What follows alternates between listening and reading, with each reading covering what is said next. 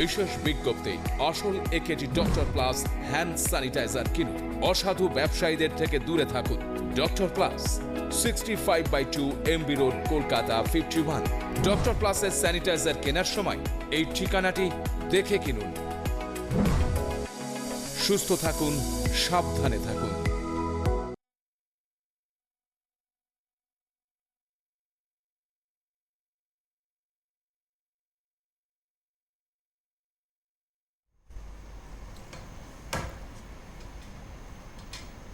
বসে আছে।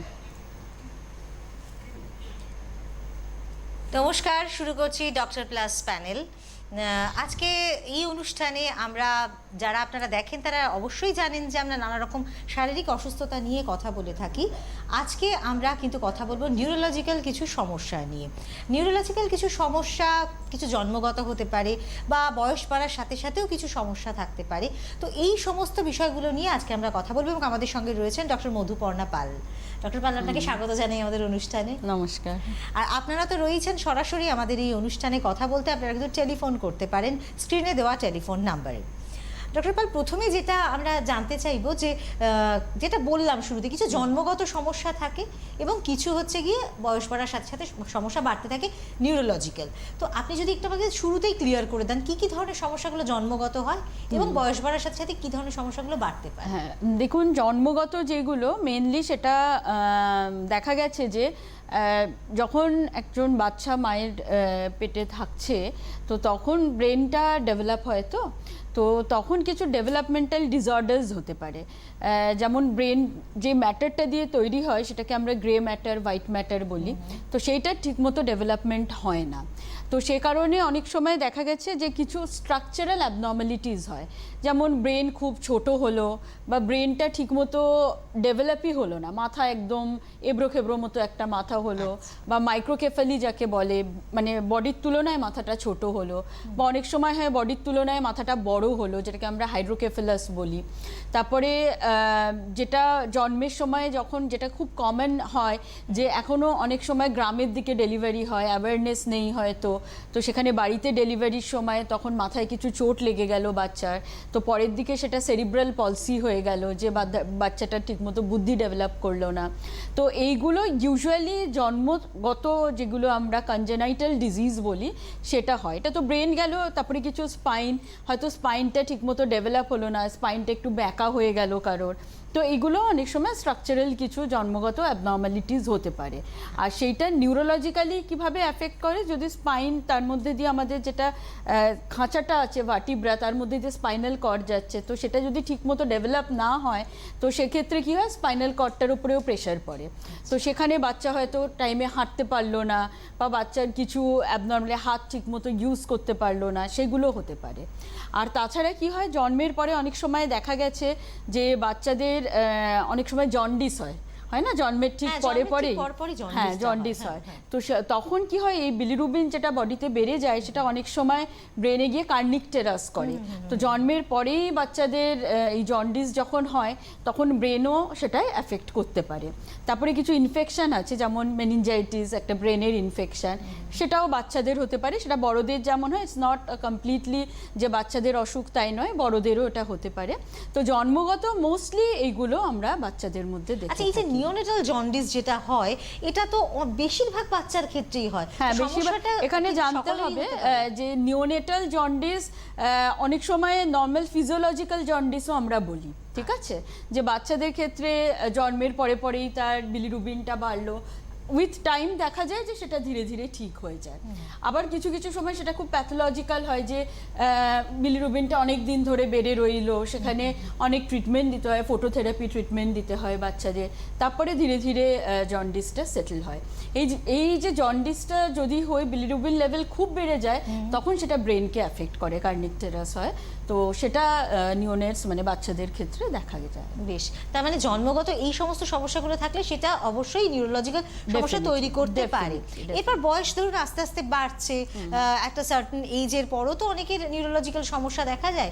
মানে মেনিনজাইটিসের কথা বলেন, এটা বাচ্চাদের হয় এবং আপনি বলছেন বড়দেরও এটা সমানভাবে হয়, সেটাই বা কিভাবে এফেক্ট করতে পারে? মেনিনজাইটিস দেখুন হচ্ছে আমাদের কি হয়, ব্রেন আছে তো, ব্রেনে একটা কাভারিং থাকে, সেটাকে আমরা মেনিনজেস বলি, ঠিক আছে? সেটার ইনফেকশন হচ্ছে মেনিনজাইটিস। আর আরেকটা হয় হচ্ছে যদি ব্রেনের পার্সে কোনো ইনফেকশন হয় সেটাকে হয় এনকেফেলাইটিস, ঠিক আছে? তো এইটা যে কোনো এজে হতে পারে, যেমন আমি বললাম বাচ্চাদের হতে পারে, মিডল এজেডে হতে পারে, এল্ডারলিদের খুব কমন, বয়স্ক পেশেন্টদের খুব কমন, তখন তাদের ইমিউনিটিটা ডাউন হয়ে যায়। তারপরে বয়স্ক পেশেন্টদের অনেক সময় দেখা গেছে যদি নিউমোনিয়া হয়, আফটার নিউমোনিয়া সেটা ব্রেনের মানে এফেক্ট করতে পারে সেই ইনফেকশন, তো সেখানে ব্রেনে মেনিনজাইটিস হতে পারে, ঠিক আছে? তাছাড়া হতে পারে কি যে অনেক সময় দেখা গেছে যেটা খুব কমন ভাইরাল এনকেফেলাইটিস, মানে ব্রেনের ইনফেকশনকে আমরা ভাইরাল এনকেফেলাইটিস বলি, যেটা হার্পিস ভাইরাস থেকে হয়, সেটা ইয়াং পেশেন্টদের মধ্যেও দেখা গেছে। তারপরে আমাদের কান্ট্রিতে যেটা খুব ইম্পর্টেন্ট টিউবারকুলোসিস, ব্রেনে টিউবারকুলোসিস, এটাও একটা ইনফেকশন না, এটা খুব কমন, টিউবারকুলার মেনিনজাইটিস যেটা, সেটা খুব কমন।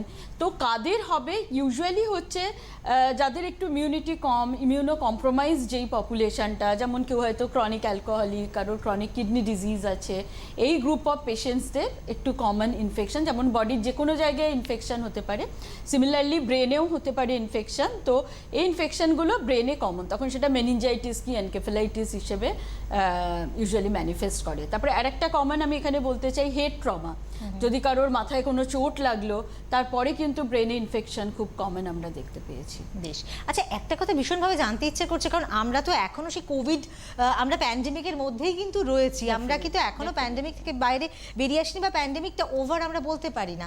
তো এই যে আপনারা তো দীর্ঘদিন ধরে প্র্যাকটিস করছেন এবং আপনারা তো বিভিন্ন ধরনের এই তো নিউরোলজিক্যাল সমস্যার পেশেন্ট দেখছেন, তো এই যে কোভিড পিরিয়ডে কি এই সমস্যাটা বেড়েছে কিছু? দেখুন, কোভিড পিরিয়ডে কোনো নিউরোলজিক্যাল সমস্যা অ্যাজ সাচ বেড়েছে আমি বলবো না, কিন্তু কোভিড যেটা প্রাইমারিলি হচ্ছে লাংসের ইনফেকশন বলে আমরা জানি, এমন কোভিড একটা ইনফেকশন হোল বডির যে কোনো অর্গানকে এফেক্ট করতে পারে, ব্রেন হোক, হার্ট হোক, কিডনি হোক, সব জায়গাকে সেটা এফেক্ট করতে পারে, ঠিক আছে? তো সেরকম দেখা গেছে যে নিউরোলজিক্যাল ম্যানিফেস্টেশন কোভিডের কিছু আছে। তো আমি যেমন এরকম বললাম না, মেনিনজাইটিস, এনকেফেলাইটিস, আমরা অনেক পেশেন্টকে দেখেছি কোভিডের এনকেফেলাইটিস নিয়ে পেশেন্ট প্রেজেন্ট করছে, আর সেটা হচ্ছে কোভিডের জন্য, মানে কোভিড ভাইরাসটা এমন, সেটা আইদার ব্লাডের থ্রু, যেটা আমরা হেমাটোজেনাস রুট বলি, আর কোভিড ইউজুয়ালি আমাদের বডিতে কি ঢুকছে, নাক দিয়ে ঢুকছে, তো সেটা ডিরেক্টলি আমাদের নাকের থেকেও ব্রেনে স্প্রেড করতে পারে, ঠিক আছে? তো কোভিড ইনফেকশনে ব্রেনের ম্যানিফেস্টেশন, যেখানে পেশেন্ট দেখা গেছে অনেক সময় একটা সিম্পল হয়তো হেডেক নিয়ে পেশেন্ট প্রেজেন্ট করছে, that is due to Covid.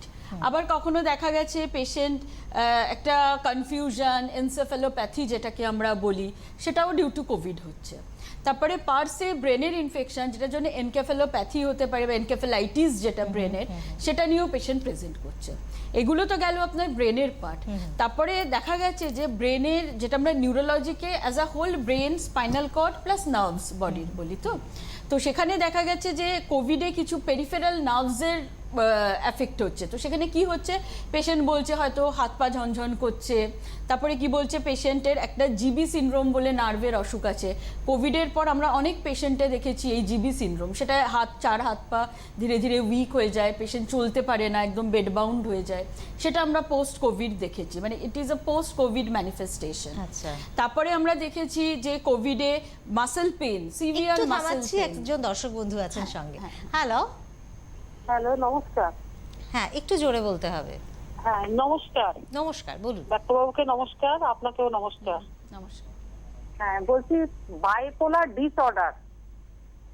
Bipolar disorder, হ্যাঁ হ্যাঁ, এইটার বিষয়ে কিছু বলুন না, আমার ছেলের আছে। আচ্ছা, এটা আবার অন্য, একটু জানতে চাই। এক্স্যাক্টলি বাইপোলার ডিসঅর্ডার এটা হচ্ছে একটা psychiatric problem rather than a neurological problem, ঠিক আছে? আসলে আপনি যেই সমস্যাটার কথা বললেন সেটা কিন্তু আমাদের সাবজেক্টের মধ্যে আজকে নয়, কারণ ম্যাম যেটা কথা বলছেন সেটা হচ্ছে নিউরোলজিক্যাল সমস্যা এবং ওটা হচ্ছে সাইকোলজিক্যাল, মানে ব্রেনের সাথেই তো। হ্যাঁ, ব্রেনের কথা, কিন্তু আপনাদের বুঝতে হবে যে নিউরোলজি, হ্যাঁ ঠিক আছে, আপনাকে সামান্য অ্যাডভাইস অবশ্যই করা হবে, আপনি সঙ্গে থাকুন। হ্যাঁ, কিন্তু এটা বুঝতে হবে, এটা আমাদের অনেকেরই একটা ভুল ধারণা আছে, আমরা যেটা আউট পেশেন্টে দেখিও, যেটা ওপিডিতে দেখি, যে পেশেন্টরা অনেক সাইকিয়াট্রিক প্রবলেমস নিয়ে নিউরোলজিস্টের কাছে আসছে, ডিপ্রেশন, সাইকোসিস, এগুলো নিয়ে। এটা ডেফিনেটলি ব্রেনের সমস্যা, কিন্তু নিউরোলজি হচ্ছে more of a structural problem of brain. Stroke, খিঁচুনি, তো এইগুলো হচ্ছে পার্কিনসন্স ডিজিজ, এগুলো হচ্ছে নিউরোলজিক্যাল সমস্যা। আর সাইকিয়াট্রিক সমস্যাটা কি হলো, সাইকোলজিক্যাল প্রবলেম যেটা বলছেন সেটা আমাদের ব্রেনেরই ডেফিনেটলি সমস্যা, সেটা ব্রেনের মধ্যে কিছু কেমিক্যালসের আপ ডাউনে হয়। তো সেটা হচ্ছে কমপ্লিটলি সাইকোলজিস্টের মানে সাইকিয়াট্রিস্টের ফিল্ড। তবু আমি ডেফিনেটলি আপনাকে বলবো যে বাইপোলার ডিসঅর্ডারটা হচ্ছে এমন একটা অসুখ যেটা বাইপোলার বলছে না, মানে দুটো জিনিস দু আছে। রকমের সত্তা। তো একবার পেশেন্ট ডিপ্রেশনে চলে যায়, আবার সাইকোসিসে চলে যায়। ডিপ্রেশন মানে মন খারাপ, কারোর সাথে কথা বলছে না, আবার এক এক সময় দেখা যাবে যে প্রচণ্ড সে অ্যাক্টিভ হয়ে ছোড়াছুড়ি করছে, রাগ করছে, ফেলে দিচ্ছে, এরকম হচ্ছে। তো একদম ওয়্যাক্সিং অ্যান্ড ওয়্যানিং এরকম থাকে, একবার ডিপ্রেশন, সাইকোসিস। তো বাইপোলার ডিসঅর্ডারের জন্য অনেক রকম ওষুধ আছে, সেটা আর তার সাথে প্রপার সাইকোলজিক্যাল কাউন্সিলিং করতে হয়। তো আপনি কোনো সাইকিয়াট্রিস্টকে কনসাল্ট করুন, তিনি ডেফিনেটলি আপনাকে গাইড করে দেবেন। তা বুঝতে পারলেন যে আসলে ব্রেনের বিষয় হলেও দুটো কিন্তু আলাদা, ডাক্তারবাবু দেখেন। সুতরাং আপনাকে কোনো সাইকোলজিস্টের কাছে যেতে হবে, সাইকিয়াট্রিস্টের কাছে যেতে হবে, এবং তার কাছে গিয়ে কিন্তু এই যে সমস্যা আপনার বায়োপোলার ডিসঅর্ডার, সেটাকে কিন্তু ট্রিটমেন্ট করতে হবে। এবং যেটা বললেন ম্যাম, এর কিন্তু ভালো ওষুধ রয়েছে, তার ফলে ট্রিটমেন্ট করলে কিন্তু আপনি ভালো, মানে আপনার ছেলে ভালো থাকতে পারবে। আমরা যে আলোচনায় ছিলাম যে এই যে আমাদের নানা রকম সমস্যাগুলো হচ্ছে, কোভিডে মূলত নানান রকম সমস্যা কিন্তু অনেক পেশেন্টে হচ্ছে, এবং বিশেষত অনেক সময় এই সময়টাতে পেশেন্ট কিন্তু ডাক্তারবাবুর কাছে পৌঁছতে পারেন, এবং যাদের অলরেডি নিউরোলজিক্যাল সমস্যা ছিল সেটা আরো বোধহয় বাড়ার চান্সেসটা এই সময় হয়ে গেছে। হ্যাঁ, এটা একটা অ্যাওয়ারনেসের জন্য খুবই দরকার। স্পেসিফিক্যালি কি বলুন তো, মানে নিউরোলজিক্যাল প্রবলেমগুলো সবই একটা ক্রনিক প্রবলেম। যেমন হয়তো পেশেন্টের স্ট্রোক হয়েছে, একদিকে প্যারালিসিস আছে, তো সেটা ধীরে ধীরে এক্সারসাইজ, ওষুধে ধীরে ধীরে ঠিক হবে। ইটস নট দ্যাট যে 3 মাস ওষুধ খেলাম পুরো সুস্থ হয়ে গেলাম, এইটা না। তারপরে যেটা পার্কিনসন্স ডিজিজ হয়, যেটা বয়স্কদের মধ্যে কমন, তাতেও লং টার্ম, লাইফ লং ওষুধ চলে। তারপরে ডিমেনশিয়া, অ্যালজাইমার্স ডিজিজ যেটা, সেটাতেও একটা লং টার্ম ওষুধ চলে। তারপরে মায়াস্থেনিয়া বলে একটা নিউরোলজিক্যাল প্রবলেম আছে, যেটা হাত পা উইক হয়ে যায়, সেটাও লং টার্ম ওষুধ চলে। তো ম্যাক্সিমাম নিউরোলজিক্যাল অসুখগুলো হচ্ছে ক্রনিক ডিসঅর্ডার। তো সেখানে কি হবে, লাইফ লং হয়তো ওষুধ চলছে, ডাক্তারের ফলো আপে থাকতে হচ্ছে, মাঝে মাঝে ওষুধ বাড়ানো হচ্ছে, কম করা হচ্ছে, সেটা মানে নিজে সেলফ ট্রিটমেন্টে সেটা করা উচিত নয়। তো আমরা কোভিড টাইমে যেটা দেখেছি, লকডাউন এইসবের জন্য, যে পেশেন্ট হয়তো ফলো আপে আসছে না, লস টু ফলো আপ হচ্ছে। আর এতে পেশেন্টরা যখন আসছে, আমি এখানে আরেকটা উল্লেখ করতে চাই যে যেটা হচ্ছে মির্গির প্রবলেম, যেটা খিঁচুনির প্রবলেম। এই পেশেন্টদের খুব মানে মেটিকুলাসলি ওষুধ খেয়ে যেতে হয়, একটু বেশি দিন ওষুধ খেতে হয়, তারপরে ধীরে ধীরে সে ঠিক হয়ে যায়। তো কোভিডের সময় দেখা গেছে এইসব পেশেন্টগুলো সব লস টু ফলো আপ ছিল, তারা আসেননি। আর এমনও মানে অ্যাওয়ারনেস নেই বলেই হয়তো যে তারা ওষুধটাও ছেড়ে দিয়েছেন, এই নয় যে ডাক্তারের কাছে যাচ্ছি না বলে ওষুধ কন্টিনিউ করে নিই। তো আমার এটাই রিকোয়েস্ট আপনাদের কাছে, যাদের এই নিউরোলজিক্যাল ক্রনিক কিছু সমস্যা আছে, আপনারা ওষুধ একদমই বন্ধ করবেন না, কারণ আজকাল মোস্ট অফ দ্য ডক্টরস টেলিকনসালটেশনে অ্যাভেলেবেল। আপনারা ওনাদের সাথে কনসাল্ট করুন। আর এখন কোভিড ওয়েভ ধীরে ধীরে নিচের দিকে নামছে, আপনারা ডক্টরস চেম্বারেও ভিজিট করতে পারেন, হসপিটালে ভিজিট করে ওষুধগুলো ঠিকমতো একদম টাইট্রেট করিয়ে নিয়ে আর ঠিক ঠিক সময়ে যেন ওষুধগুলো আপনারা খেয়ে যান, এটা খুবই ইম্পর্ট্যান্ট। বেশ, যদিও এখনো কিন্তু আমাদের কোভিডের মধ্যেই আমরা রয়েছি, এখনো কিন্তু কোভিড প্যান্ডেমিক একেবারেই উঠে যায়নি, তার ফলে আমাদের সতর্কতা এবং সচেতনতাকে হাতিয়ার করে কিন্তু এখনো চলতে হবে। আমি ম্যাম আপনাকেই বলবো যে আপনি একটু যদি আমাদের দর্শক বন্ধুদের জন্য একটু অ্যাওয়ারনেস দেন যে এখনো আমাদের কি করা উচিত। দেখুন, এখনো যেটা আপনি বললেন যে কোভিড ডেফিনেটলি এখনো পুরো ওয়াইপ আউট হয়ে যায়নি, এখনো কোভিড হচ্ছে, সংক্রমণ হচ্ছে, তবে পরিমাণটা অনেক কম, এটা আশার কম, কথা। হয়তো সিভিয়ারিটি কম, ডেফিনেটলি এটা একটা আশার জিনিস। কিন্তু তা সত্ত্বেও আমাদের মনে রাখতে হবে যেটা 3টে জিনিস আছে, সেইটা খুব ইম্পর্টেন্ট। একটা হচ্ছে মাস্ক ইউজ করুন, প্রপারলি মাস্ক ইউজ করুন, কারণ মানে ম্যাক্সিমাম লোককে দেখা যায় কি মাস্ক আইদার এখানে ঝুলছে বা মাস্ক পরছে সেটা হয়তো নাকের নিচে, তো সেইটা একদমই করা উচিত নয়। প্রপারলি আপনারা মাস্ক ইউজ করুন। হাত ধোয়া বা যেখানে জল পাচ্ছেন না, স্যানিটাইজ করা, হাত বারে বারে স্যানিটাইজ করা, এটা খুব ইম্পর্টেন্ট। আর 3 নম্বর হচ্ছে বেশি যতটা অ্যাভয়েড করা যায়, বেশি ভিড়ভাট্টা জায়গায় না গিয়ে, স্পেশালি যারা বয়স্ক লোকরা যেন একদম ক্রাউডি প্লেস অ্যাভয়েড করে। তো এইটা একটু খেয়াল রাখতে হবে। আর আমরা তো মোটামুটি এখন প্যান্ডেমিকের শেষের দিকে, হোপফুলি আমাদের এটাই আমরা এই আশা। লড়াইটাকে সবাই মিলে মিলিতভাবে জয় Exactly, করতে এটাই পারবো আমাদের আশা একদম শেষ যে দিন পর্যন্ত। একদমই যাতে কোভিড ঠিক হয়ে যায়। আর কোভিড একটু মুক্ত আমাদের পৃথিবী আমাদের হ্যাঁ হয়ে ওঠে। আমাদের একটু মানে অ্যাওয়ারনেস থাকলেই এটা পসিবল। আর খুব ইম্পর্টেন্ট যেটা ভ্যাকসিন, অনেকেই এখনো হয়তো ভ্যাকসিনের সেকেন্ড ডোজ লাগাননি, এটা আপনারা লাগান সেকেন্ড ডোজ। আর যারা থার্ড ডোজ বুস্টার ডোজের একটু জন্য ফোনটা নিয়ে নিচ্ছি আমরা, একটা টেলিফোন আছে। হ্যালো, হ্যালো ম্যাডাম, আপনার দুজনাকে নমস্কার। হ্যাঁ, আমি নমস্কার। কৃষ্ণনগর থেকে রাহুল সরকার বলছি। বলুন। হ্যাঁ, আমি জানতে চাইছি আমার করোনা ডবল ডোজ নেওয়া হয়ে গেছে, আর সমস্যা হলো যে হেপাটাইটিস বি যে ভ্যাকসিনটা আছে ওটা আমার 44 বছর বয়স, আমি কি নিতে পারি? এটাই জানার জন্য। আমার ফ্যাটি লিভার আছে, গ্রেড 1 আছে, এটাই জানতে চাইছি। হ্যাঁ হ্যাঁ, আপনি ডেফিনেটলি নিতে পারেন। সঙ্গে থাকুন, ধন্যবাদ টেলিফোন করার হ্যাঁ, জন্য। দুটো কোভিড ডোজ আপনার হয়ে গেছে। এর সাথে আপনি হেপাটাইটিস বি ভ্যাকসিন ডেফিনেটলি পুরো ফুল ডোজ এখন নিতে পারেন, সেটা কোনো কন্ট্রাইন্ডিকেশন নেই। আপনার ফ্যাটি লিভার থাকলেও কোনো অসুবিধা নেই, আপনি নিতে পারেন হেপাটাইটিস বি। এই ভ্যাকসিন নিয়ে কিন্তু মানুষের মনে আগে একটা কনফিউশন হ্যাঁ, ছিল, exactly. এবং আমরা এই অনুষ্ঠানে এমন টেলিফোনও পাই যাদের হয়তো কোনো রকম সমস্যা হলো এবং তারা ভাবছেন যে ভ্যাকসিনের ভ্যাকসিনের জন্যই জন্যই হচ্ছে। এই ধারণাটা যে হ্যাঁ। সত্যি কি মিথ্যে, বা এই ধারণাটা যে আমাদের কতটা ঠিক, এটা যদি আপনি একটুখানি বলে দেন। অ্যাকচুয়ালি আমাদের কারণ প্রত্যেকটা অনুষ্ঠানে কিন্তু আমরা এর সচেতনতা মানুষের মধ্যে তৈরি করবার জন্য চেষ্টা করি। অ্যাকচুয়ালি কি মানে এই কোভ্যাক্সিন আর কোভিশিল্ড যেটা আপাতত অ্যাভেলেবেল ইন্ডিয়াতে, দুটোই কিন্তু খুব সেফ ভ্যাকসিন। ডেফিনেটলি দেখুন, যে কোনো, যেমন ইনি হেপাটাইটিস ভ্যাকসিনের কথা বললো, যা ভ্যাকসিন আছে সব কিছুর সাইড এফেক্ট থাকবে, কারণ ওটা একটা আমরা অ্যান্টিবডি বডির মধ্যে ওটা হেল্প করছে। হয়তো আমরা আমরা ভাইরাসটাকে হয়তো সেটাকে মানে অল্টার্ড স্টেট করে বডির মধ্যে সেই ভাইরাসটাই দিচ্ছি। তো ভ্যাকসিনের পরে জ্বর আসা, গা ম্যাচ করা, এটা সব জায়গায় থাকবে, সব ভ্যাকসিনের ক্ষেত্রে থাকবে। আর ইউজুয়ালি দেখা গেছে কোভ্যাক্সিন আর কোভিশিল্ড দুটোই খুব ভালো ভ্যাকসিন, এতে বিশেষ কিছু সাইড ইফেক্ট দেখা যায়নি। এবার হ্যাঁ, 10% কেসে আমরা নিউরোলজিক্যালও কিছু সাইড ইফেক্ট দেখেছি, আরও অন্য অর্গান সম্বন্ধিত সাইড ইফেক্ট, কিন্তু সেটা 10% কেসে। তার আমরা যদি রেশিও দেখি, সেই তুলনায় কোভিডের জন্যে যা মানে হ্যাভক ক্ষতি হয়েছে, যেভাবে আমাদের হেলথ ডিটোরিয়েট হয়েছে অনেক মানুষের, তারপরে মর্টালিটি কোভিডের জন্য এত, সেই তুলনায় কাউন্ট করলে কোভ্যাক্সিন আর কোভিশিল্ডের তো সাইড এফেক্ট কিছুই না, 10% সাইড এফেক্ট কিছুই না। এবং এই ভ্যাকসিনের জন্য কিন্তু থার্ড ওয়েভটা এতটা তাড়াতাড়ি প্রিভেন্ট করা গেল। সবথেকে বড় কথা, মাইল্ড হয়েছে, একদম অনেক মাইল্ড হয়েছে থার্ড ওয়েভ। আর যাদের বুস্টার ডোজের জন্য, যেটা প্রিকশনারি ডোজ বলছে, সেটার জন্য যারা এলিজিবল, যেমন 60 ইয়ার্সের বেশি, তারপর আমরা হেলথ কেয়ার ওয়ার্কার্সরা, তো ওনারাও নিন কোভিড ভ্যাকসিন, একদম সেফ, কোনো ভয় পাওয়ার কিছু হয়নি। বেশ ম্যাম, এবার আমরা চলে আসি আমাদের যে নিউরোলজিক্যাল সমস্যায় আমরা ছিলাম।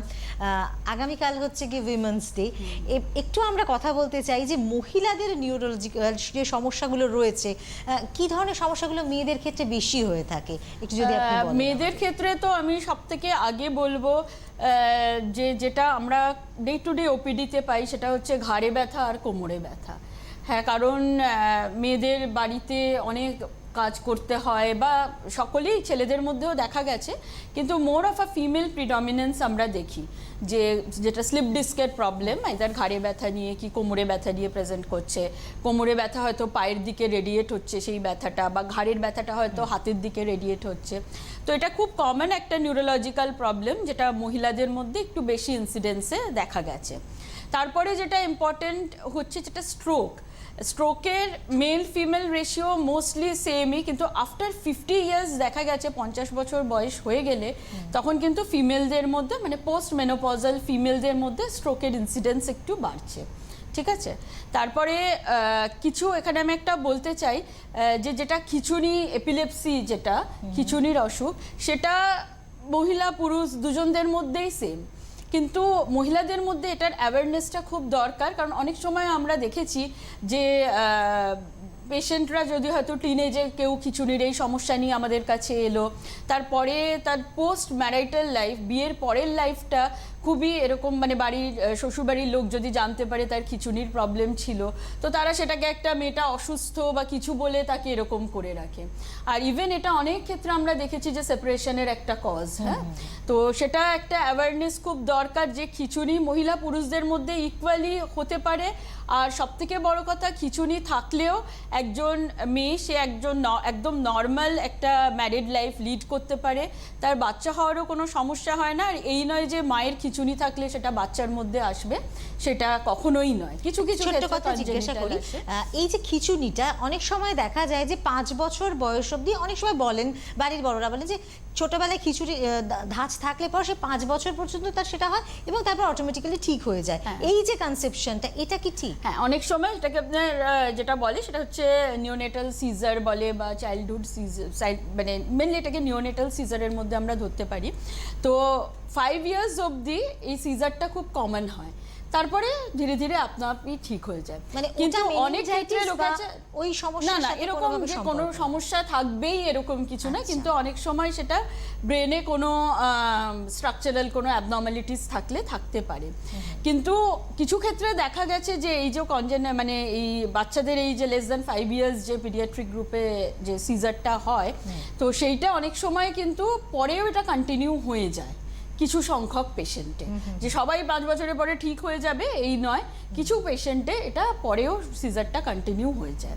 আবার কি দেখা গেছে যে হয়তো এই ফার্স্ট পিরিয়ড অফ লাইফে 5 বছর অবধি হলো না, 7-8 বছর থেকে কিছু সিজার আছে, সেটা আবার শুরু হতে পারে। ঠিক আছে, তো চাইল্ডহুড এপিলেপসি এটা একটা এন্টিটি, ভ্যারাইটি অফ রিজন আছে, ভ্যারাইটি অফ টাইপস আছে চাইল্ডহুড সিজারের। ঠিক আছে, চাইল্ডহুড এপিলেপসি, তো এটা বাচ্চাদের মধ্যে দেখা গেছে।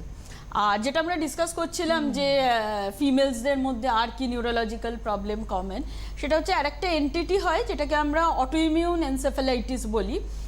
তো অটোইমিউন এনসেফ্যালাইটিস মানে আপনারা হয়তো শুনে থাকবেন আজকাল রিউমাটয়েড আর্থারাইটিস, এসএলই, এই অসুখগুলো খুব কমন, তাই না? মানে কমন মানে কি, আগেও হয়তো ছিল, কিন্তু আজকাল এত ডায়াগনস্টিক স্ট্র্যাটেজিস সব বেড়েছে, সেটা দিয়ে আমরা কমনলি সেটা ডায়াগনোজ করতে পারছি।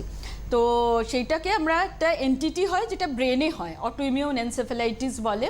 তো সেটাও দেখা গেছে একটু ফিমেলদের মধ্যে কমন, আর সেটা ইউজুয়ালি দেখা গেছে এনসেফ্যালাইটিস মানে ব্রেনের একটা ইনফেকশনের মতো হয়, যেটায় পেশেন্ট খিঁচুনি নিয়ে, জ্বর নিয়ে, তার সাথে একটা কনফিউজড স্টেট, কাউকে চিনতে পারছে না, এরকম নিয়ে পেশেন্ট প্রেজেন্ট করতে পারে। তো অটোইমিউন এনসেফ্যালাইটিস দেখা গেছে যে ফিমেল পপুলেশনের মধ্যে কমন। আরেকটা অসুখ আছে যেটাকে মাল্টিপল স্ক্লেরোসিস বলে, এটাও একটা অটোইমিউন নিউরোলজিক্যাল ডিসঅর্ডার, তো সেটাও ফিমেলসদের মধ্যে কমন। তো কিছু অসুখ আছে যেটা ফিমেলদের মধ্যে কমন নিউরোলজি। বেশ, এইগুলো ডাক্তারি পরিভাষায় হয়তো আমরা বুঝতে পারবো না, কিন্তু এই ধরনের সমস্যাগুলো হলে কি ধরনের সিমটমসগুলো হয় সেগুলো বোধহয় আমাদের, মানে ব্যথা যন্ত্রণা ছাড়াও আর যে সমস্যাগুলো আপনি অসুখেরগুলো নামগুলো বললেন, সেখানে কি কি সিমটমস হয় একটু শুনবো। হ্যাঁ, যেমন আমি যদি একটা একটা করে ধরি, যে প্রথমে হচ্ছে একটা আমি টেলিফোন আছে, একটু নিয়েছি। হ্যালো, হ্যালো, হ্যাঁ বলুন, কে বলছেন? আমি মুর্শিদাবাদ থেকে জঙ্গিপুর থেকে বলছিলাম। বলুন। ওই আমার মেয়েটাই এপিলেপসি হয় মানে 1.5 বছর বয়স থেকে, 13 প্লাস 15 প্লাস বয়স, 13 বছর অব্দি হয়েছে, 2 বছর ধরে বন্ধ আছে এখন। হ্যাঁ, তো ঘটনা হচ্ছে যে কথাটা ফুটছে না কেন, মা বাবা দাদা দিদি সব বলছে। কত বছর বয়স বললেন মেয়ের? এখন 15 প্লাস। 15 প্লাস, আচ্ছা। পরিষ্কার করে কথা বলতে পারছে না, তাই তো? হ্যাঁ হ্যাঁ, পরিষ্কার করে কথা বলতে কি, শুধু মা বাবা দাদা দিদা, আর কিছু না, নিজে হাতে খায়ও না। ঠিক আছে, কি জানতে চাইছেন বলুন। জানতে হয়েছে এই রোগটা তো আমার 1.5 বছর বয়স থেকে হয়েছে, মানে দিনে 40-35 বারও হয়ে গেছে। হ্যাঁ, বহুত জায়গায় দেখিয়েছি, এখন আপাতত কলকাতা আইএনকেতে দেখাচ্ছিলাম। তো 2 বছর ধরে এখন বন্ধ আছে রোগটা, ঠিক আছে। কিন্তু ঘটনা হচ্ছে জাস্ট 25শে ডিসেম্বর একবার অ্যাটাক হয়েছিল, ওই 1.5 মিনিট মতন। ঠিক আছে, আপনি কি করবেন তাই জানতে চাইছেন, তাই তো? হ্যাঁ, করবো বলতে আমার ঘটনা হচ্ছে অসুখ থেকে নির্মূল হয়ে, কথাটা ফুটছে না কেন, এটার জন্য একটু জানতে চাইছি। ঠিক আছে, আপনি সঙ্গে থাকুন, ম্যাম নিশ্চয়ই তার উত্তর দেবেন। হ্যাঁ, অ্যাকচুয়ালি সব থেকে আগে এটা জানতে হবে যে বলছে 1.5 বছর থেকে 13 বছর অবধি কন্টিনিউ যে এনার মেয়ের আর কি সিজার হয়েছে, তো কি কারণটা ছিল। হ্যাঁ, ইউজুয়ালি এত লং টার্ম, কারণ সিজারের কি বলুন তো, যে ম্যাক্সিমাম ক্ষেত্রে দেখা গেছে যে 3 বছর পুরো মেডিসিন খেলে সিজার ঠিক হয়ে যায়, কন্ট্রোলে থাকে। আচ্ছা, এবার জানতে হবে যে এনার মেয়ের কেন সিজার হয়েছিল। অনেক সময় ব্রেনে কিছু ডেভেলপমেন্টাল অ্যাবনর্মালিটি হয়েছে, আমি যেটা শুরুতেই বললাম না, যে গ্রে ম্যাটার হোয়াইট ম্যাটারটা ডেভেলপ করছে না, ব্রেনের কোনো পার্ট ঠিক মতো ডেভেলপ করছে না। তো সেইটা জানা খুব দরকার যে কি জন্যে ওর এতদিন সিজার হয়েছিল, এবং ওর মুখে কথাও ভালো মতো সেটার জন্যই এটা হচ্ছে।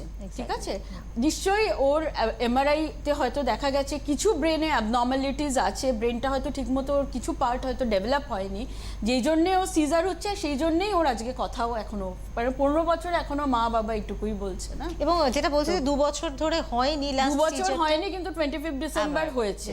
তো 2 বছর ধরে হয়নি, যদি 25 ডিসেম্বর হয়েও থাকে, আর হতে পারে সেটা 1.5 মিনিটের জন্য হয়েছে, ওটা কিন্তু সিজার, ওটার জন্য ওষুধ ওকে কন্টিনিউ আবার শুরু করতে হবে।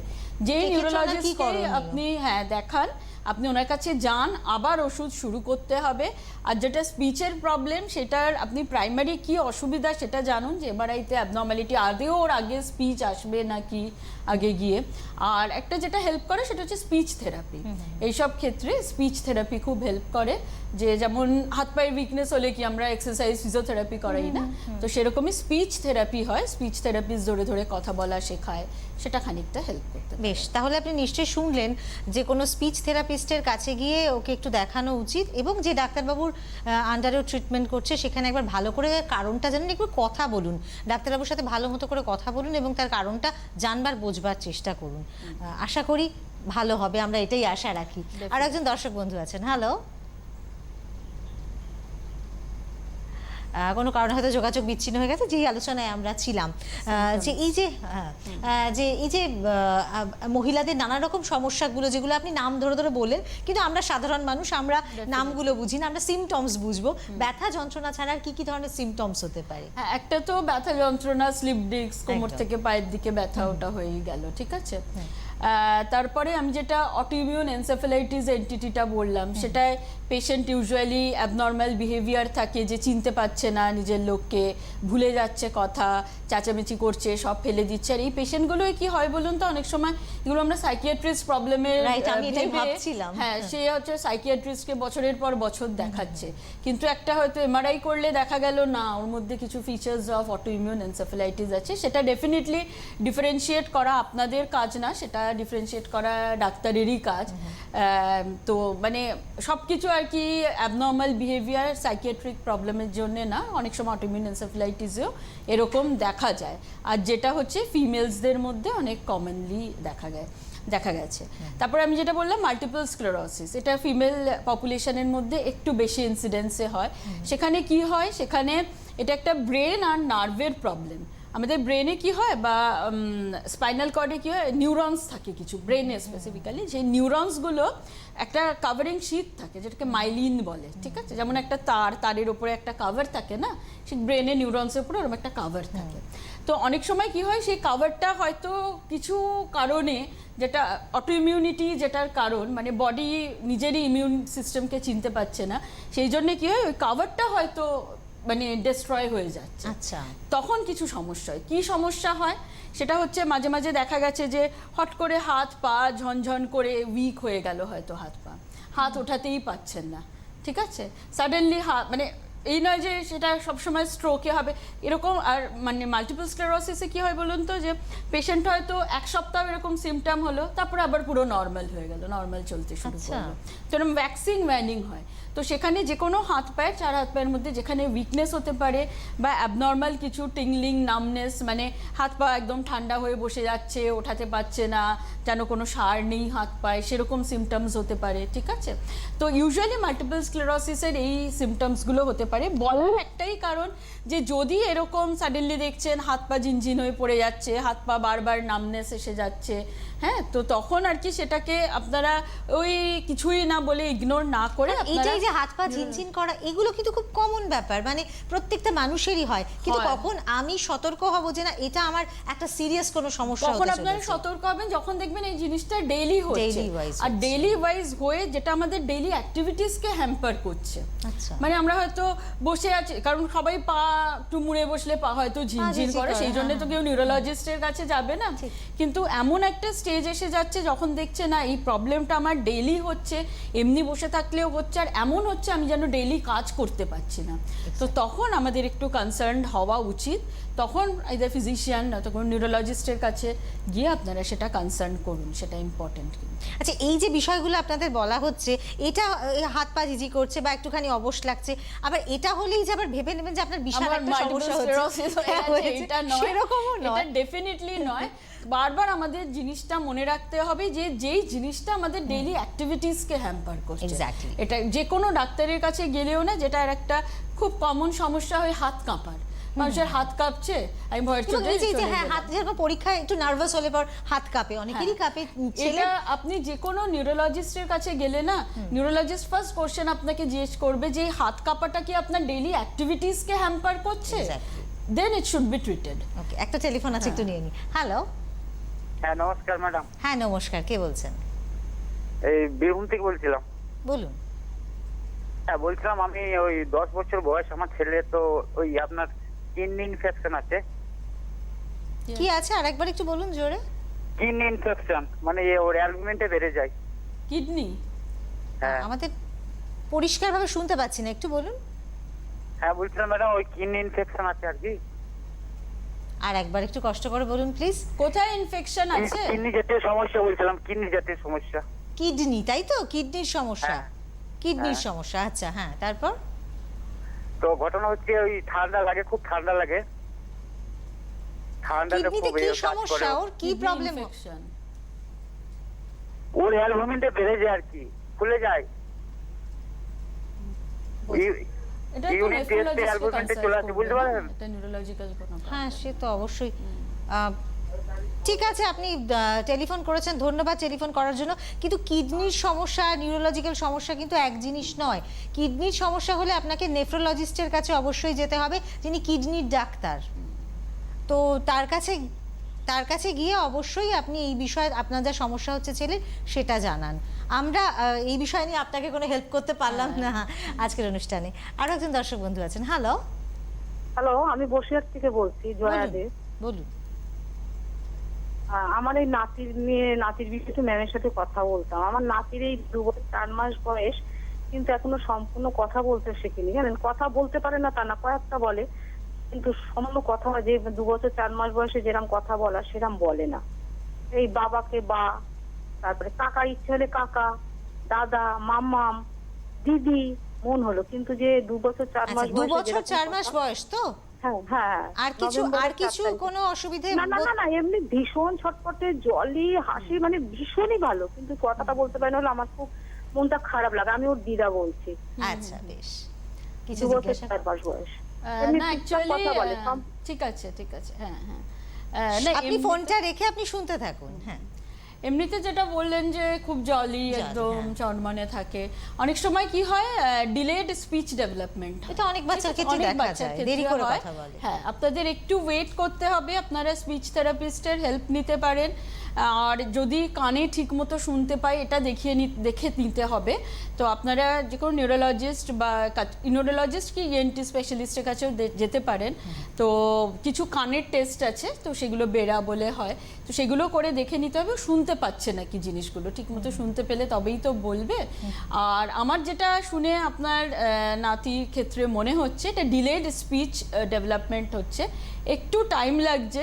যদি ওর আদার অ্যাক্টিভিটিসগুলো ঠিক থাকে, চনমনে জলি বলছেন, আপনাদের সাথে এমনি আই টু আই কন্ট্যাক্ট আছে, যে কিছু একটা বললে আপনারা সেটা রেসপন্স করার চেষ্টা করছে, খেলছে দুলছে সব বাচ্চাদের সাথে এজ গ্রুপের, তো তাহলে এটা ডিলেড স্পিচ ডেভেলপমেন্ট। আপনাদের ওয়েট করতে হবে, স্পিচ থেরাপিস্টের হেল্প নিন, সে আপনাদের একটু হেল্প করতে পারে।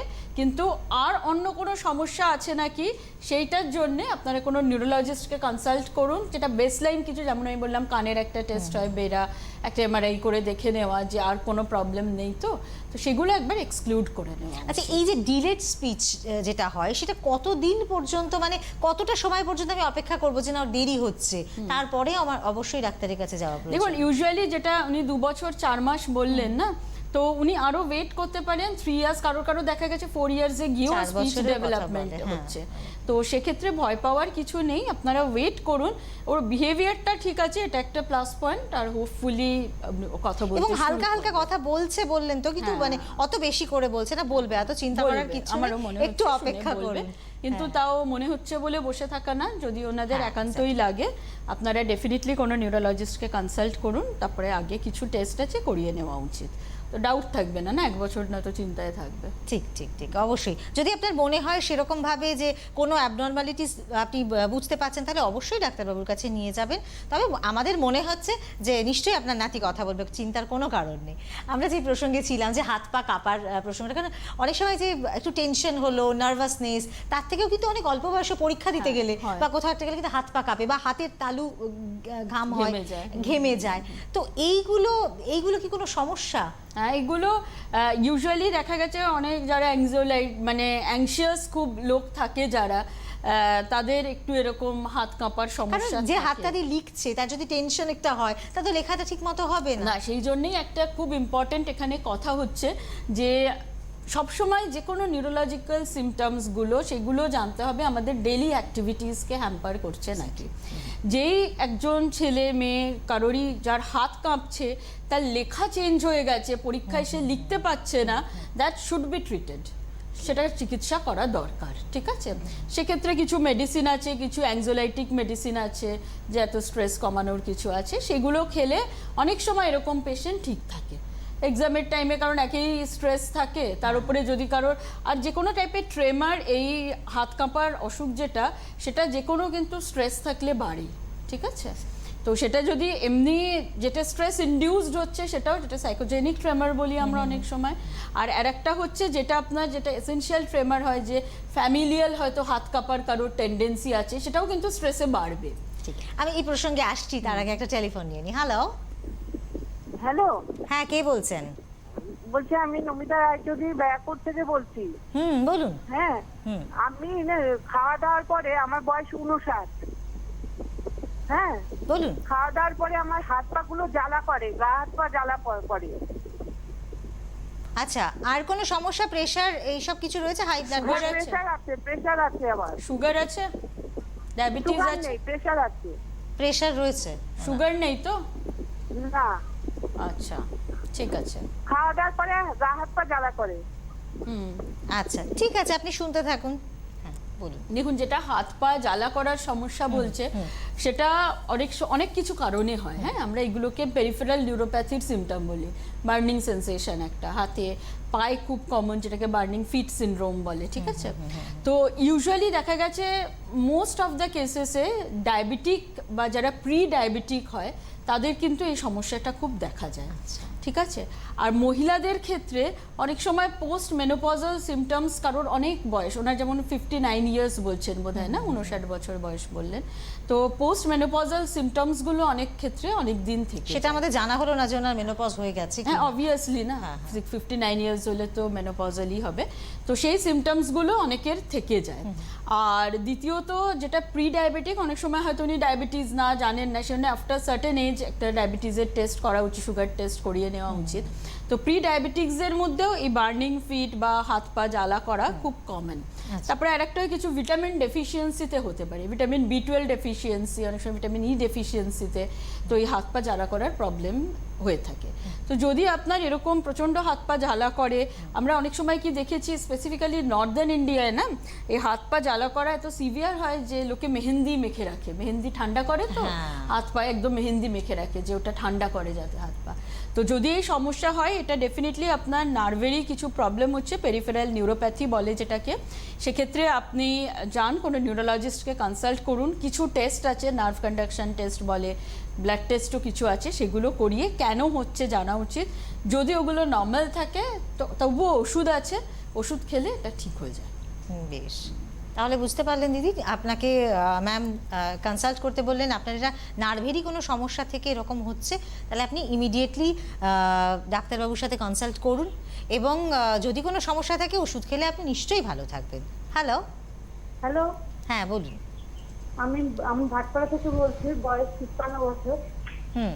আমার একটু নার্ভের প্রবলেম আছে, কিন্তু এখন আমার কমে গেছে, কিন্তু এই কটা দিন মানে 3-4 দিন হলে তো বুকেতে ব্যথা হচ্ছে, আর ঘাড়েতে আমাদের স্পন্ডাইটিস আছে, হাতেটাতে ব্যথা করছে, কিন্তু বুকে ব্যথা হবে না, মানে সবসময় কন্টিনিউ করছে না, মাঝে মধ্যে হচ্ছে। বয়স কত? আপনার বয়স কত? 53। 53। আচ্ছা, ডায়াবেটিস, আমার সুগার হাইপারটেনশন? প্রেশারের কোনো সমস্যা নেই। আচ্ছা আচ্ছা, হুম হুম। আচ্ছা, আপনার আপনার আপনার নার্ভের নার্ভের কি সমস্যা problem রয়েছে, ছিল? নার্ভের কি সমস্যা আপনার? হ্যাঁ, আমার নার্ভের আগে কি হতো, আমার ভীষণ টেনশন ছিল, বুঝেছেন তো, তার জন্য Tension।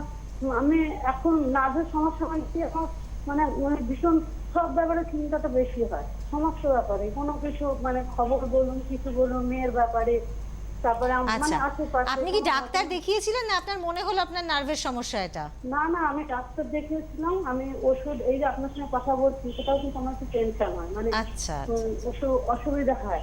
আমি ওষুধ খেয়েছিলাম 4 বছর, এখন নার্ভের সমস্যা, এখন যে প্রবলেমটা ছিল সেটা কিন্তু আমার নেই, যে আচ্ছা, প্রবলেম আমি দেখিয়েছিলাম প্রবলেমটা আমার নেই এখন, কিন্তু এই কটা দিন আমি দেখছি 3-4 দিন যাবত আমার বুকে একটু ব্যথা করছে, ঘাড়েও একটু ব্যথা আছে, হুম, ঠিক আছে। হাতে- হ্যাঁ, হাতেটাতেও একটু ব্যথা করছে।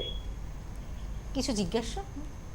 ওকে, আপনি টেলিফোনটা রেখে আপনি শুনতে থাকুন, ম্যাম নিশ্চয়ই আপনাকে কি করতে হবে সেটা বলবেন। আরো একজন দর্শক বন্ধু আছেন। হ্যালো, হ্যালো, আমি রজত চৌধুরী বলছি দশজনে থেকে। বলুন। আচ্ছা, ব্যাপার হচ্ছে আমার হচ্ছে একটু পেট খারাপ হয়েছিল, যার ফলে আমাকে লোকাল ডাক্তারবাবু এই মেট্রোডিনারোজল 400 আর ফ্লোক্সাসিন 400 দিয়েছে। এখন এগুলো আমি খেয়েছি, পেটটা ধরে গেছে, এখন কি আমি এই বুস্টার ডোজটা নিতে পারবো? সেই জন্য আচ্ছা, বুস্টার ডোজ নিতে কতদিন চাইছেন। আগে পেট খারাপ হয়েছিল? কতদিন আগে আপনার পেটের সমস্যা হয়েছিল? এই তো আজকে বোধহয় লাস্ট ডোজটা হবে, হ্যাঁ না, আজকে হলে শেষ হয়ে যাবে ট্যাবলেটটা। আচ্ছা, ওষুধ খাচ্ছেন? কোন ওষুধ ওটা চলছে? দিদি দিয়েছিল দিনে 2 বার করে, মেট্রোডিনারোজল আর ফ্লোক্সাসিন 400, মেট্রোডিনারোজল 400 ফ্লোক্সাসিন। এখন কি ঠিক আমি আছে, ব্যাপারটা ঠিক আছে। বুস্টার ডোজটা কি নিতে পারবো? ঠিক আছে ম্যাম, নিশ্চয়ই জানাবেন, আপনি সঙ্গে থাকুন, শুনতে থাকুন। হ্যাঁ, ওনারটা একটু বলে দিন, হ্যাঁ, বুস্টার first- ডোজ নিতে পারবেন? আচ্ছা, বুস্টার ডোজটা আগে হ্যাঁ, বলে বলবো? দিন, তারপরে ওনারটা। হ্যাঁ, অ্যাকচুয়ালি বুস্টার ডোজ দিতে পারবে, কিছু ব্যাপার না, পেটের সমস্যা হয়েছে তো এখন তো ঠিকই হয়ে যাচ্ছে।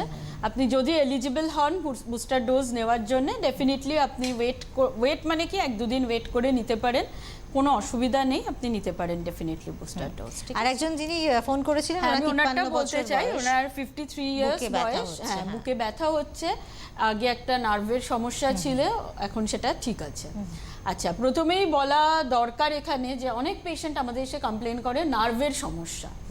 হ্যাঁ, এই আমি আবার বলছি, আমরা একদম শোয়ের শুরুতে বলেছিলাম না যে কোনো সাইকিয়াট্রিক কি সাইকোলজিক্যাল প্রবলেম কি একটু নার্ভের সমস্যা বলে গোলালে হবে না। ঠিক, এই জন্য আমি জিজ্ঞাসা করলাম যে আপনাকে কি ডাক্তারবাবু সাজেস্ট উনি করেছিলেন? হচ্ছে ওনার স্ট্রেস, টেনশন এইসব আছে বলছেন, অ্যাংজাইটি নিউরোসিস যেটাকে বলে, মোস্টলি আমার ওনার তাই লাগছে। নার্ভের সমস্যা মানে আমাদের জানতে হবে কি পেরিফেরাল নার্ভসের হাত পা ঝিনঝিন করা, পেরিফেরাল নিউরোপ্যাথি, এগুলো। তো আপনার হচ্ছে একটা স্ট্রেস রিলেটেড সাইকোলজিক্যাল প্রবলেম ছিল, ঠিক আছে, ঠিক আছে, সেটা ওষুধ খেয়েছেন, ঠিক আছে, কিন্তু এখনো যে কথায় কথায় চিন্তা হচ্ছে, বলছেন আমাদের সাথে কথা বলছেন, তাতেও যেন ভয় লাগছে, টেনশন হচ্ছে। তো ডেফিনেটলি আপনার এর পরেও হচ্ছে ট্রিটমেন্ট কন্টিনিউ করা উচিত। যেটা নার্ভের সমস্যা আপনি বলছেন, সেটা মোর অফ আপনার সাইকোলজিক্যাল প্রবলেম, তো সেটা প্রপার সাইকিয়াট্রিস্ট কি নিউরোলজিস্টকেও আপনি দেখাতে পারেন, সেটা ট্রিটমেন্ট করা দরকার। এবার সেকেন্ড পার্টটা হচ্ছে ওনার যেটা বুকে ব্যথা হচ্ছে, 53 ইয়ার্স বুকে ব্যথা হচ্ছে, সেটাকে আপনি এমনি নার্ভের ব্যথা বা কিছু বলে ইগনোর করবেন না। এই ব্যথা কিন্তু হার্ট রিলেটেড হতে পারে, আপনি যে কোনো ফিজিশিয়ান কি কার্ডিওলজিস্টকে দেখান, আর ইসিজি, ইকো, যে হার্টের পরীক্ষাগুলো হয় সেগুলো করে নিন, কারণ হার্টের সমস্যা মানে হার্টে যেটা বুকে ব্যথা, সেটাকে একদমই আমাদের ইগনোর করা উচিত নয়, কারণ অল অফ আ সাডেন সেটা থেকে কিছু হয়ে যেতে পারে, ঠিক আছে। তো আপনার বুকে ব্যথাটার জন্য আপনি কোনো ফিজিশিয়ান কি কার্ডিওলজিস্টকে দেখান, আর যেটা আপনার স্ট্রেস রিলেটেড, একবার যদি ইসিজি ইকো আপনি করিয়ে নেন, সেটা নর্মাল থাকে, তখন সেটা আমাকে স্ট্রেস রিলেটেড ভাবতে হবে, কিন্তু এটা উইদাউট ইসিজি ইকো বুকে ব্যথা একটা আমার টেনশন থেকে হচ্ছে, সেটা একদমই ভাবা উচিত নয়। আপনি ইসিজি ইকো করান, ফিজিশিয়ানকে দেখান, আর যেটা আপনার টেনশন, এই অ্যাংজাইটি প্রবলেমটা, সেটার জন্যও ভালো ওষুধ আছে, কোনো নিউরোলজিস্ট কি কোনো সাইকিয়াট্রিস্টকে দেখিয়ে আপনি ওষুধ খান, একদমই সুস্থ থাকবেন। আরো একজন দর্শক বন্ধু আছেন। হ্যালো, তো হ্যাঁ বলুন, কে বলছেন? হ্যাঁ, আমি গার্ডেন থেকে, ওই যে আমার হাজবেন্ডের বয়স 52। হুম 52 পা থেকে, হ্যাঁ, কোমরে খুব ব্যথা, পায়ে থেকে নিয়ে কোমরে ব্যথা। হ্যাঁ, রাত্রিরে ঘুমাতে পারে না, এখন ওই ব্যথাটা পিঠে চলে এসেছে। পিঠে, হ্যাঁ, ওনার সুগার আছে। কিছু সমস্যা আছে ওনার, প্রেশার, সুগার, এগুলোর কোনো সমস্যা? হ্যাঁ, সুগার আছে, সুগার আচ্ছা। আছে। আচ্ছা, প্রেশার নেই? হ্যাঁ।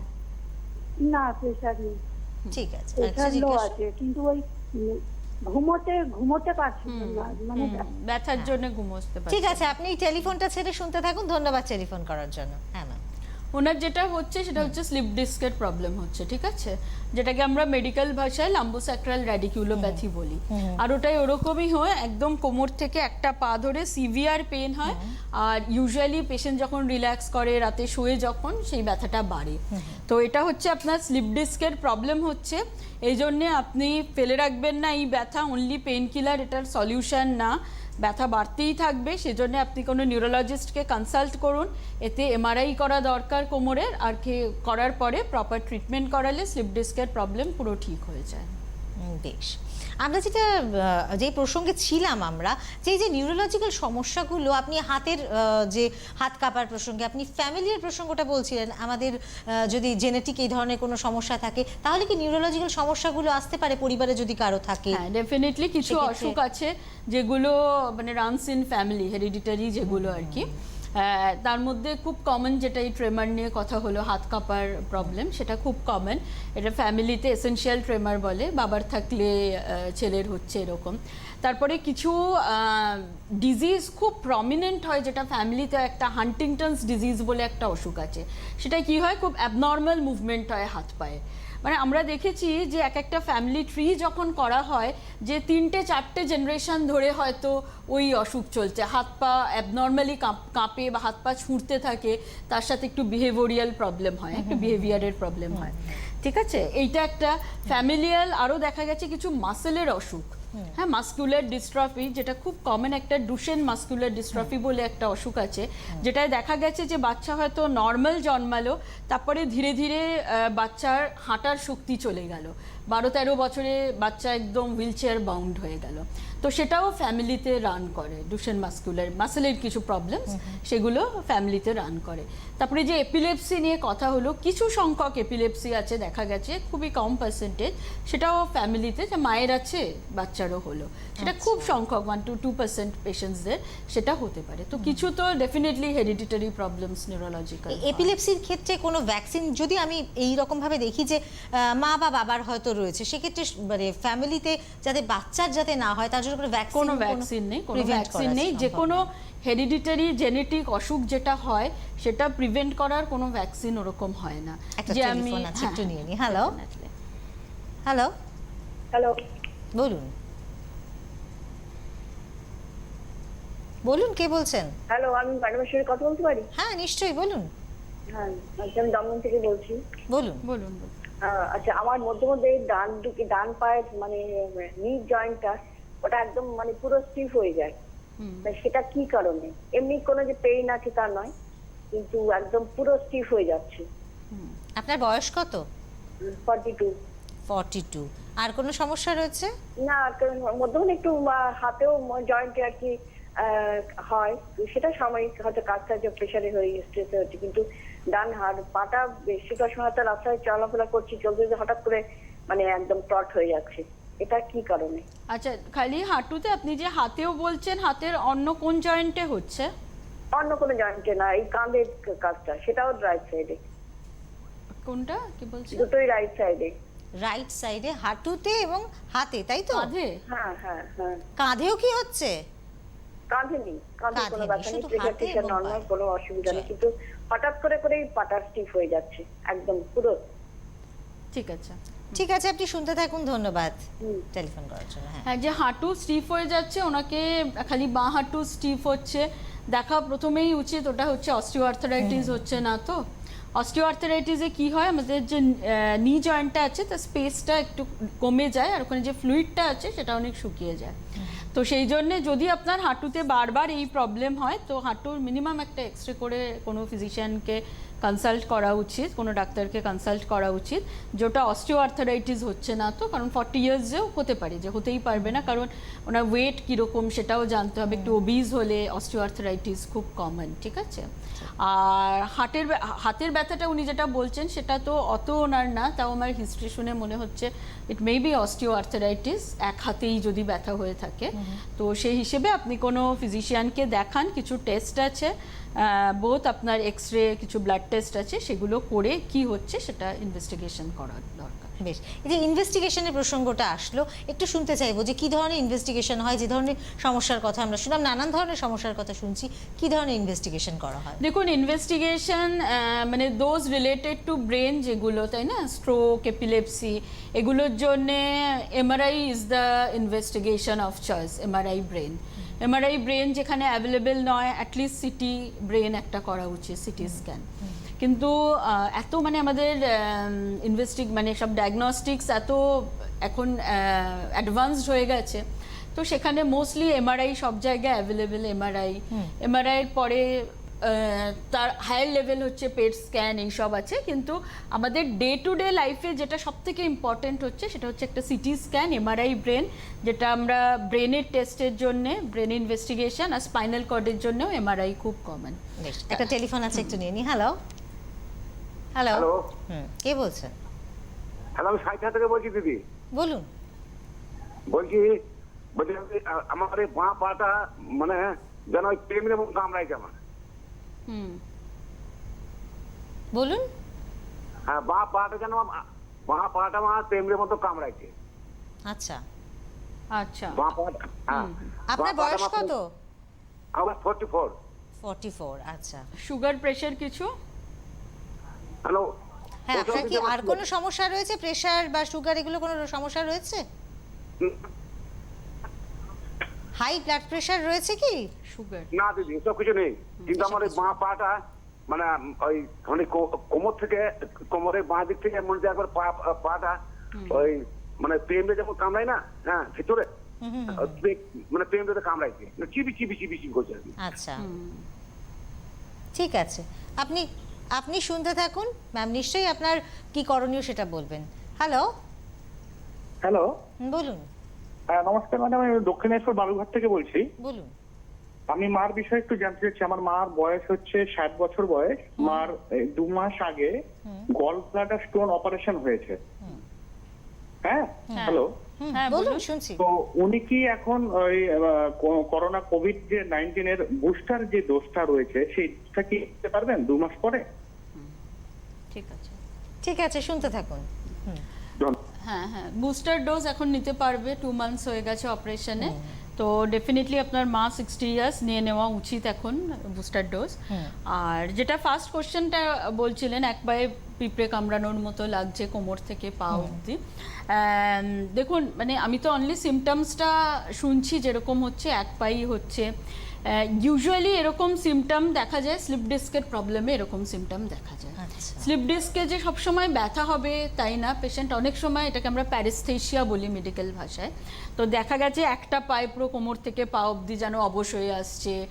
কেউ এই যেটা বার্নিং সেন্সেশন নিয়ে একটু আগে কথা হচ্ছিল, সেরকম নিয়েও পেশেন্ট প্রেজেন্ট করতে পারে, বা ইনি যেটা বলছেন যে মনে হচ্ছে যেন পিঁপড়ে কামড়াচ্ছে, সেরকমও হতে পারে। আর একটা জিনিস, পেরিফেরাল নিউরোপ্যাথি কিছু হচ্ছে নাকি সেইটা দেখতে হবে, তো কিছু টেস্ট আছে সেটা করে এগুলো দেখতে হবে। তো আপনার এরকম প্রবলেম হলে আপনি যান নিউরোলজিস্টের কাছে। আর আমি আবার বলবো যে মেডিসিনস আছে, মেডিসিনস খেলে এই অসুবিধা আপনার ঠিক থাকবে। একটা শেষ টেলিফোন আমরা আজকের অনুষ্ঠানে নিয়ে নিচ্ছি। হ্যালো হ্যালো, হ্যাঁ, কে বলছেন? বলুন। আমি কুচবিহার থেকে বলছি। বলুন। হ্যালো, বলুন, আমরা শুনছি। হ্যাঁ, আমার বয়স 47। হ্যাঁ। আচ্ছা, আমার মানে 2 মাস যাবত হাতের মাঝখানে আঙ্গুলটা কি আমি বাঁকাই করতে পারি না, বাঁকা করতে গেলে মানে ব্যথা হচ্ছে। আর মানে সারাদিন কাজ করার পর আমি যখন মানে একটু রেস্ট নিব, তখন আমার মানে বসার পর মানে বাস সাইডকে দিয়ে মনে হয় কি খুব ব্যথা, মানে ব্যথা বসে কিছু থাকতে পারে, তারপর একটু কাছে শুয়ে থাকাও আবার ঠিক হয়ে যাচ্ছে। মানে একটু জোরে বলুন, একটু জোরে বলুন। হ্যালো, আমি মানে আমার মানে হাতের আঙ্গুলটা মানে মাঝখানে, ডান হাতের মাঝখানে আঙ্গুলটা বাঁকাই করতে পারি না, হঠাৎ মানে এরকম ব্যথা, এত ব্যথা, মানে বাঁকাই হচ্ছে না। তারপর আর মানে একটু টেকনিক্যাল প্রবলেমের জন্য আপনার আওয়াজটা পরিষ্কারভাবে আমাদের কাছে আসছে না, একটু জোরে বলুন। ও আমার মানে হাতের হাতটা আঙুল, শুনেছি। হাতের আঙুলগুলো প্রচন্ড ব্যথা, মানে আঙুল বাঁকাই করতে পারি না। আচ্ছা, হাতের আঙ্গুল ব্যথা, বাঁকা করতে পারছে। এটা শুনেছি। আর রেস্টের পরে কি হচ্ছে? আর রেস্ট নেবার পর কি বলছিলেন? রেস্ট নেওয়ার পর মানে যখন রেস্ট নেওয়ার পর আবার মানে বসে রেস্ট নিই বা টিভি দেখছি, কিন্তু বসে থাকতে পারি না, কোমরটা ব্যথা করে। তারপর আমি আবার একটু কাঁপলে শুয়ে পড়ি, আবার বসে থাকতে পারেন না, শুয়ে পড়তে হয়। বয়স কত না? বয়স কত আপনার? 47। 47। আমার কোমরে স্পন্ডিলাইটিস, তারপর আমার মানে কোমরে থাইরয়েড spondylitis আছে। হ্যাঁ, থাইরয়েড আছে আমার, মানে আমার পিরিয়ডও বন্ধ হয়ে গেছে প্রায় 2 বছর হলো। আচ্ছা, মেনোপজ হয়ে গেছে, থাইরয়েডও আছে ওনার, অনেকগুলো সমস্যা আছে। ঠিক আছে, আপনি শুনতে থাকুন। ধন্যবাদ টেলিফোন করার জন্য। হ্যাঁ, ওনার আঙুলে অ্যাকচুয়ালি আঙুল যেটা স্টিফ হয়ে যাচ্ছে বলছেন, সেটা হচ্ছে টেন্ডিনাইটিস বলে এটাকে, একটা ইনফ্লামেশন এখানে টেন্ডনের হয়। ঠিক আছে। আর তাছাড়া এই যে রেস্ট নিলে বসে থাকতে পারছেন না, কোমরে ব্যথা, তো আমার মনে হচ্ছে এটা শুনে মেকানিক্যাল ব্যাক পেন বলে, যেটা অস্টিওপোরোসিসে খুব কমন হয়। আর পোস্ট মেনোপজাল এজ গ্রুপে অস্টিওপোরোসিস খুব কমন। ক্যালসিয়াম কম হয়ে গেলে, ভিটামিন ডি কম হয়ে গেলে এগুলো হতে পারে। তো আপনার এই সমস্যা যদি হয়ে থাকে, তো আপনি কোনো ফিজিশিয়ানকে কনসাল্ট করুন। কিছু প্রিলিমিনারি ব্লাড টেস্ট আছে, সেগুলো করিয়ে আপনি ওষুধ খেতে শুরু করুন। ক্যালসিয়াম অনেক ওষুধই আছে, ওষুধ খেতে শুরু করুন। আর একটু তার সাথে এক্সারসাইজ করতে হবে, তাতে আপনি ঠিক থাকবেন। বেশ, আমাদের অনুষ্ঠানের প্রায় শেষ পর্যায়ে আমরা এসে পৌঁছেছি। আমরা যে আলোচনা করলাম তার থেকে যদি একটু সামারাইজ করে আপনাকে বলতে বলি আমাদের দর্শক বন্ধুদের জন্য, আপনি কি বলতে চাইবেন? সামারাইজ করে বলতে একটাই, যে নিউরোলজিক্যাল সমস্যাগুলো অনেক ধরনের হয়। কিছু রিলেটেড টু ব্রেন হয়, কিছু স্পাইন হয়, কিছু পেরিফেরাল মানে হাত পায়ের নার্ভসের হয়। তো যে কোনো এরকম হয়তো মাথা ব্যথা করছে আমার, হাত পা ঝিনঝিন করছে, একদিকের হাত অবশ হয়ে যাচ্ছে, আবার ঠিক হয়ে যাচ্ছে, অবশ হচ্ছে, ঠিক হচ্ছে, ঘাড়ে ব্যথা, কোমরে ব্যথা, এই জিনিসগুলো যদি আপনাদের ক্রনিক্যালি হয়ে থাকে, অনেক দিন ধরে হতে থাকে, তো আপনারা এটাকে ইগনোর করবেন না। আপনারা কোনো নিউরোলজিস্ট, কোনো ফিজিশিয়ানকে কনসাল্ট, নিউরোফিজিশিয়ান যে, ওনাকে কনসাল্ট করুন। Proper treatment, proper diagnosis in right time, একদম ঠিক এটা কথা, হলে একদম। কিন্তু একদম আপনারা এই নিউরোলজিক্যাল সমস্যা থ্যাংক ইউ থেকে ম্যাম, থ্যাংক ইউ ঠিক ম্যাম। হতে আজকের মতো পারবেন। অনুষ্ঠান শেষ করতে হবে। সঠিক ডায়াগনোসিস কিন্তু ভীষণভাবে ইম্পর্ট্যান্ট, এবং সঠিক চিকিৎসার মাধ্যমে আপনারা যে কোনো সমস্যা থেকে কিন্তু ভালো হয়ে উঠতে পারবেন। আজকের মতো এখানেই শেষ করছি। সবাই ভালো থাকুন, সুস্থ থাকুন, নমস্কার। বিশেষ বিজ্ঞপ্তি, আসল AKG doctor plus hand sanitiser কিনুন। অসাধু ব্যবসায়ীদের থেকে দূরে থাকুন। Doctor plus, 65/2 MB road, Kolkata 51। Doctor প্লাসের স্যানিটাইজার কেনার সময় এই ঠিকানাটি দেখে কিনুন। সুস্থ থাকুন, সাবধানে থাকুন।